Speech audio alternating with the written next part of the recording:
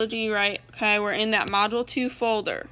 Okay, so when I click on the Module 2 folder, right, we're in that standard level skills folder.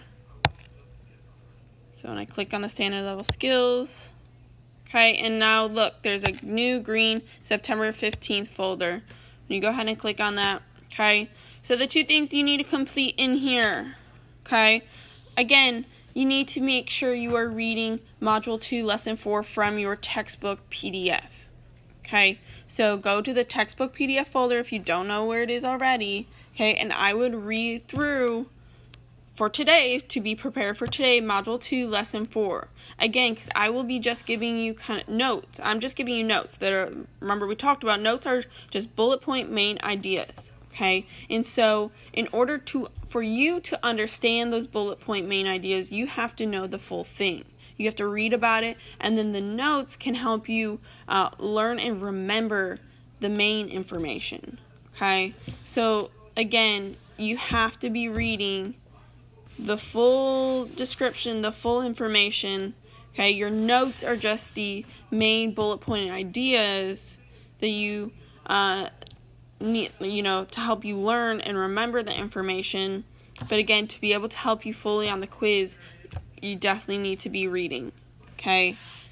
So please make sure you are reading in order to understand that. Okay, the next thing we're doing are our Module 2, Lesson 4 notes. So when you click on that assignment, remember, I have given you a link, okay? This is a view-only link for you to copy and paste slides 27 through 37 to your Module 2 notes, Google Slides, okay? Hopefully, if you've been staying on task, you kind of already know how to do all this process, what I'm talking about, and so forth, okay? So again, please make sure you are copying slides 27 through 37 from this view-only blank slides, Google Slides, to your presentation, to your Google Slides, okay? So go ahead and do that right now if you have not already done that, okay? We'll take a few minutes here to pause for you to do that. The quiz, remember, on Module 2 will be this Friday. You will be able to use your notes, and that's why I am suggesting you, again, have all your notes in one place, and that's why I keep saying copy them onto your Google Slides, because if you've been doing that now since we started, you should have 37 slides of, right, it starts with Module 2, Lesson 1, then Lesson 2, then Lesson 3, and then Lesson 4 now, right? So now you have all your notes for Module 2 in one Google Doc slide presentation, right? Now, some people did ask, oh, hey, Ms. Hoffman, I prefer taking my notes on paper. And that is perfectly fine. I actually am fine with that. If you'd like to take your notes on paper instead of like the Google Slides, just make sure you get, a notebook like this, okay, or just, I just have a composition book, okay, or just another type of notebook. That way, all your notes are in one place, because when you're taking the quiz on Friday and you have your notes, you don't want to be looking in 1,000 different places to take it, okay? You want to make sure that you are, right, only looking at one area, right, one notebook, one Google Slides presentation to find this information. You don't want to be flipping through a notebook, a Google Doc, a PDF, a notes thing on my iPad. Like, you'd be flipping through too many things, and I don't know about you, that sounds really annoying to be able to be doing, okay? So please make sure when you have all your notes, put them all in one place. Be organized with your notes, okay? So with that being said, let's go ahead and get started on the notes. Again, if I'm moving too fast, I am going to be putting up this video for you to go back to refer to. So let me go ahead and open the notes. All right. Especially too, also, if you cannot see this on the screen, okay, you'll have the video that I'm also recording. So, Alright, so we are in lesson 4. Okay, so yesterday we talked about how Spain started to grow, right? Their empire. Well, when other countries started seeing Spain becoming rich and powerful, they also wanted to do the same. Okay, so first we have what was happening in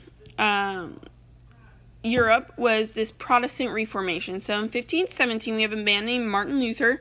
No, not Martin Luther King Jr. from who made the "I Have a Dream" speech. Okay, but he is named. His name is influenced by this man. Okay, so Martin Luther, he publicly criticized the Roman Catholic Church for being too wealthy and for abusing its power.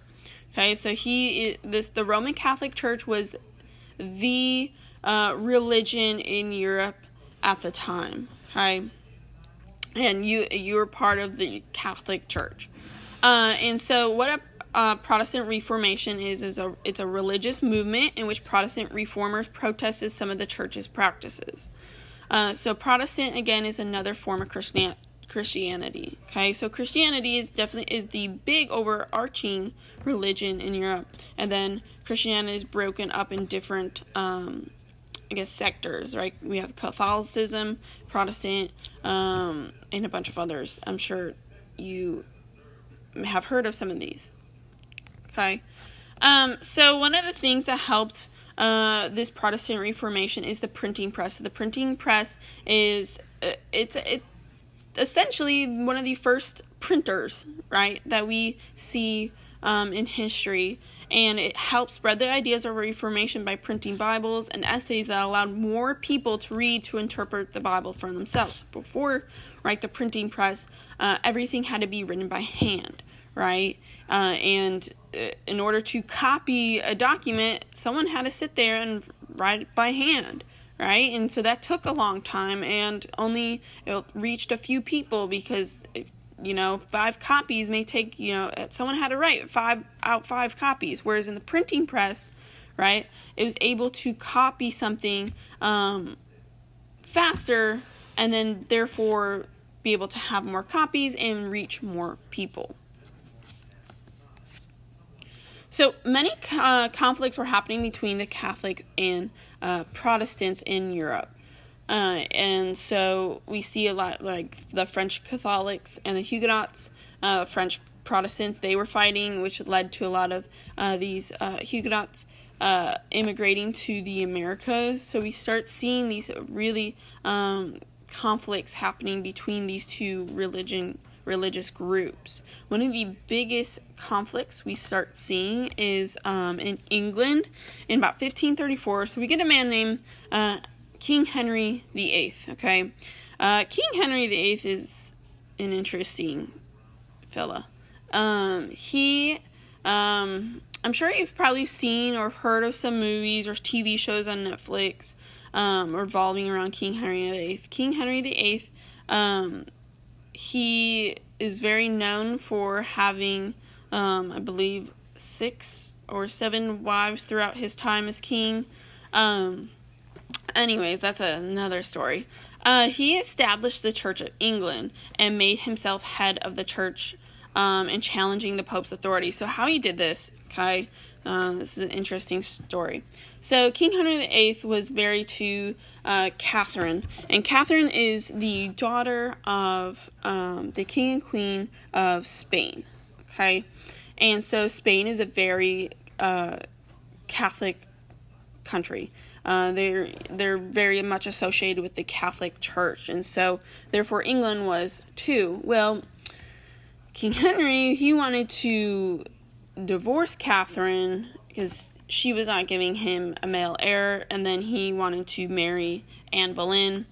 And so King Henry then, since the Catholic Church wouldn't allow him to divorce Catherine, they already even had a daughter together, they would not allow him to divorce Catherine, and so instead, right, what he did was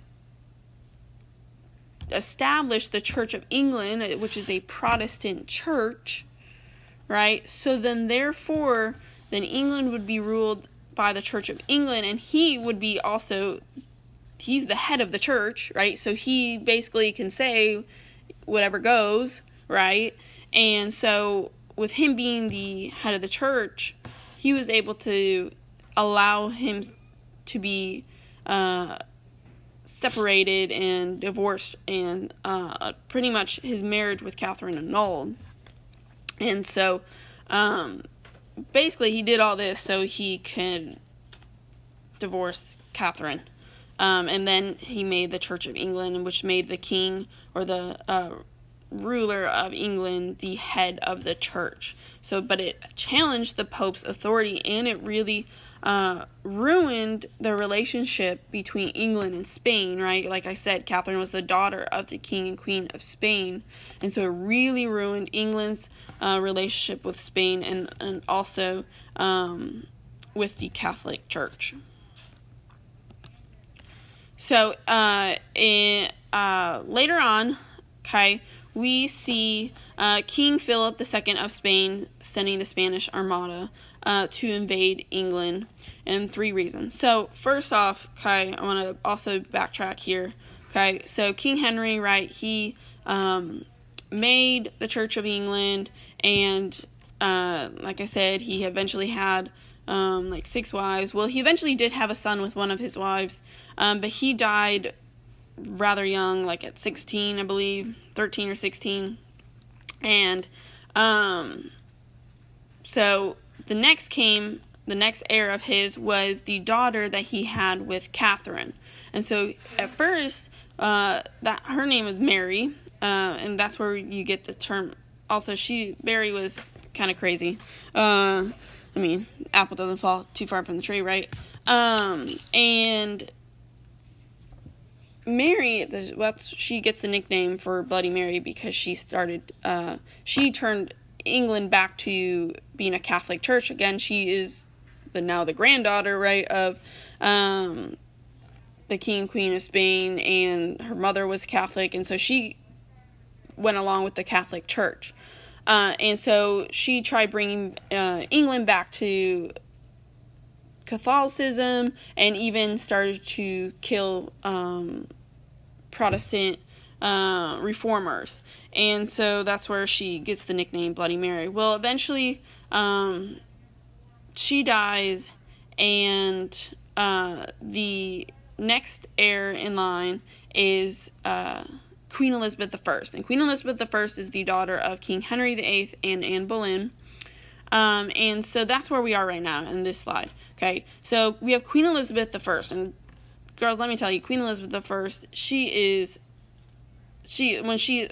her name is Queen Elizabeth, she is a queen. Like, she did not marry because she did not want a male thinking that, he's the king. She wanted all the power to herself. I mean, she is rightful heir, right? So she did not marry. She was doing everything on her own, and watch this, what happens to when she's queen. So, anyways, King Philip II of Spain now, he's sending the Spanish Armada. And so remember, at this time, Spain is the wealthiest, the most powerful country in Europe, okay? And so he's sending the Spanish Armada, which is a fleet of Spanish warships, to invade England, okay? So 3 reasons why he was wanting to invade England. 1, led a Catholic reformation to drive the Protestants out of England. So he's trying to get England back to be the Protestants. So Queen Elizabeth then after Mary turned, she's Protestant, and so she's making England more, the Protestant Reformation continue.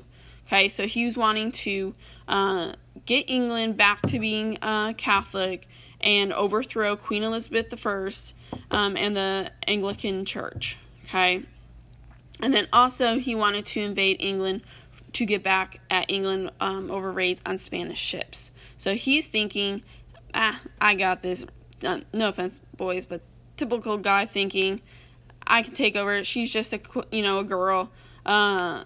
We got this. We're easily gonna take it over. I mean, he legit thought that it was going to be real quick and they were going to overpower England just like that, and England was going to be back in the Catholic Church. I mean, he was definitely full of himself, thinking he could overthrow them. And so what happened then in July 1588, actually the English fleet defeated the Spanish Armada in a huge battle, and this was a huge win for England. This really turned the tide of where the power was in Europe, right? So like I said before this, that's why King Philip, he thought this, because they were the most powerful and wealthiest country in Europe with the strongest navy and ships. And so when England had defeated the Spanish Armada, it turned the tide of power in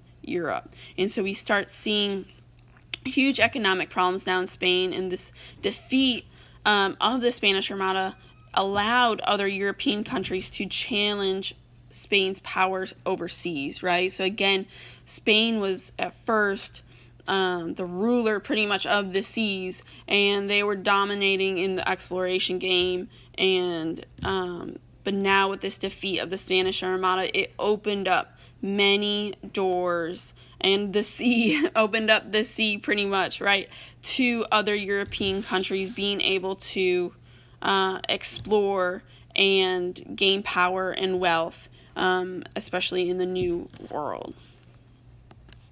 So because of that, right, because now we start seeing the doors open for other countries, a lot of other countries were trying to search for a Northwest Passage. So a Northwest Passage is a water route through North America that would allow ships to sail from the Atlantic to the Pacific. So, right, they knew because of Magellan, right, that they could go south of South America, okay, to the Pacific Ocean, but now they were looking for pretty much a northern route. However, they didn't know, right, all of Canada. Like, if you were to look at a world map, they did not know all of that existed, and so they were trying to, they were trying to find a water route that would allow them to go the northern route from the Atlantic to the Pacific. So we have John Cabot. He explored North America for England in 1497 and 1498. He explored the coast of Newfoundland, and his voyages became kind of the basis of England's claim to land in North America. So again, England is starting to, they did, get more voyages, but we start seeing kind of England's basis of claim to land in North America. We also have a man named Jacques Cartier. He explored for France. That's why his name is Jacques Cartier, very French. So he made 2 trips to Canada.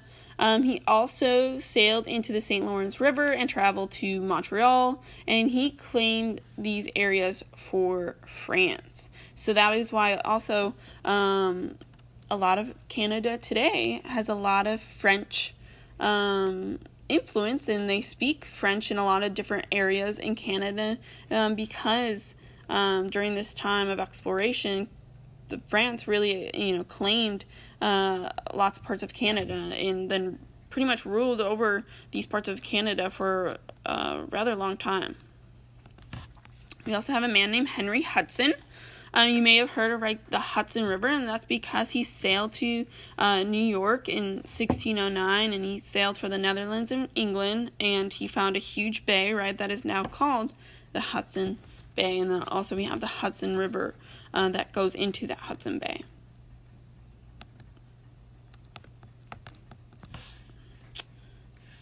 Alright, so that is it for our notes for today. Okay, I know they were kind of long, but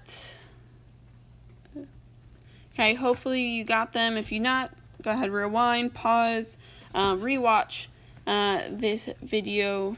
If you have any questions on the notes, so this is all our notes on our Google Slides presentation for Module 2, okay? So that is all the notes you'll have for that. Now tomorrow, or Wednesday, we'll be doing a graphic organizer, kind of looking at and really just organizing our 4 countries that we talked about. So we've talked about Spain, England, France, and the Netherlands. Okay, another term you'll hear about the Netherlands, you'll always hear the Dutch too. Okay, that's because people from the Netherlands are Dutch. So those are kind of our 4 main countries we're looking at. And so tomorrow we'll be doing kind of a graphic organizer, kind of organizing those information. And then Thursday we'll be looking at kind of a map and tracing out the routes that these explorers made. And then Friday is your quiz. Again, you get to use these notes on your quiz. So make sure you are up to date with all your notes. You should have 37 slides on here, and then make sure they're all filled in as well. Go back and watch the lesson videos for those days if you need to be able to get caught up. Okay, so if you have any questions on any of these notes, please let me know. I will be happy